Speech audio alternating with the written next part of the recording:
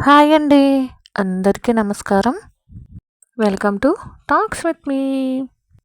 ఎలా ఉన్నారండి అందరూ? నేనైతే చాలా అంటే చాలా బాగున్నాను. మీరందరూ కూడా ఇంకా ఇంకా బాగుండాలని మనస్ఫూర్తిగా కోరుకుంటున్నాను. ఆఫర్స్ మీద ఆఫర్స్ వచ్చేసే రోజులు వచ్చేసాయండి.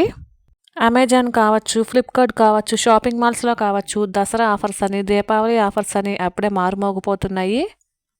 ఇలాంటప్పుడే ఖచ్చితంగా ఆడవాళ్ళు ఆఫర్స్‌కి పడిపోకుండా మన కష్టార్జితాన్ని మనమే కాపాడుకోవాలండి. నేను మళ్ళీ చెప్తున్నానండి. కేవలం మనీ సేవింగ్ చేద్దాము అనుకునే ఆడవాళ్ళకి మాత్రమేనండి ఈ వీడియో.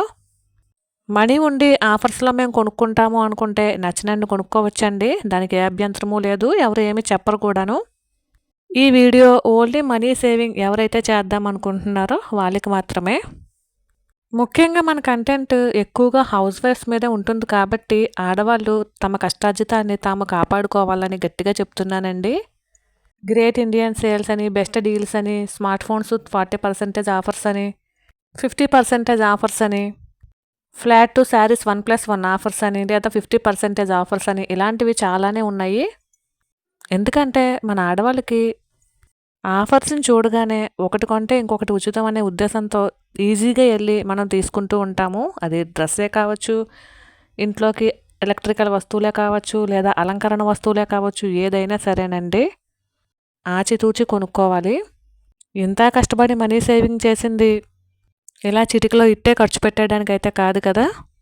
అదేంటోనండి ఈ ఆఫర్స్ కూడా ఎలక్ట్రానిక్ వస్తువుల మీద, ఇంట్లో ఫర్నిచర్ ఇలాంటి వాటి మీద, లేదా బట్టల మీద ఇస్తూ ఉంటాడు గానీ, ఓ బంగారం మీదో, ఓ వెండి మీదో ఇలాంటి వాటి మీద కూడా ఇస్తే బాగున్ను. ఇలాంటి 50% ఆఫర్స్ మనం కొన్ని రోజుల నుంచి పోగేసినటువంటి మనీని ఈ ఆఫర్స్ పేరు మీద తగలెట్టొద్దు అనేది నా అభిప్రాయం అండి. చాలామంది ఆఫర్స్ బాగున్నాయి, మళ్ళీ ఇలాంటి ఆఫర్స్ రావేమో అని చెప్పేసి చాలామంది ఈ ఆఫర్స్‌లో సేల్ చేస్తూ ఉంటారు. అలానే కొనుక్కుంటూ కూడా ఉంటారండి.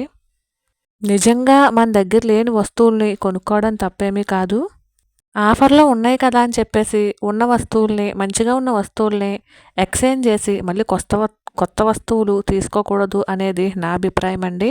ఎంతో కష్టపడి పోగేసినటువంటి మనీని ఆఫర్ల పేరిట కొంటూ మన ఫెస్టివల్‌ని వాళ్ళ ఫెస్టివల్‌గా మనమైతే ఆ షాప్ వాళ్ళని పెంచుతున్నాము అనేది నా అభిప్రాయము. నిజంగా వస్తువు మనకి అవసరం ఉంది అనిపిస్తే ఖచ్చితంగా కొనాల్సిందేనండి. కాకపోతే దాని అవసరం ఎంతున్నది అనేది మనం తెలుసుకోవాల్సి ఉంటుంది. చాలామంది ఆడవాళ్ళు ఏమంటే ఆఫర్స్ పేరిట ఇల్లంతా వస్తువులతో అలంకరించేసి వంటగదినంతా వస్తువులతో నింపేస్తూ ఉంటారండి. వస్తువులు కొనుక్కోగానే సరిపోదండి. వాటిని శుభ్రంగా కూడా మెయింటైన్ చేయగలగాలి. కాబట్టి కష్టపడి సంపాదించినటువంటి కష్టార్జితాన్ని పాడు చేసుకోకుండా చక్కగా ఈ ఆఫర్స్ పేరిట ఈ వస్తువులు తీసుకునే కన్నా ఏ గోల్డో తీసుకోవచ్చండి. గోల్డ్ అనుకోండి మనకు అవసరానికి అమ్మలా ఆదుకుంటుంది. లేదు ఖచ్చితంగా మన దగ్గర పలానా వస్తువు లేదు, అది ఉంటేనే మనకి వెళ్తుంది అనుకున్నప్పుడు ఖచ్చితంగా కొనుక్కోవాల్సిందే. తప్పదు మరి అలాంటి వస్తువులకి. అలా కాకుండా మనకు అవసరం లేకపోయినా సరే అనవసరమైన వస్తువులు ఇంటికి తెచ్చుకొని ఖాళీగా అందంగా ఉన్న ఇంటిని వస్తువులతో పెంట చేసుకునే కన్నా ఆ రూపాయికి ఇంకో రూపాయి చేర్చి బంగారం ఎలా కొనుక్కోవాలి అనేది ఆలోచించుకోవడం మంచిది అనేది నా అభిప్రాయం అండి. నేను మళ్ళీ చెప్తున్నాను, ఇది ఎవరిని హర్ట్ చేయడానికైతే కాదు. మనీ సేవ్ చేద్దాము అనుకుని ఇంట్లో ఉండే ఆడవాళ్ళు ఇలాంటి ఆఫర్స్‌కి అట్రాక్ట్ అవ్వద్దు అని చెప్పడమే నా ఉద్దేశం అండి. మీ అందరికీ అర్థమయ్యేటట్టే చెప్పాను అనుకుంటున్నాను. మరైతే ఇదేనండి ఇవాల్టి వీడియో. ఈ వీడియో మీ అందరికీ నచ్చినట్లయితే please like, share and subscribe. మరైతే ఉంటాను. Thank you for watching. Bye.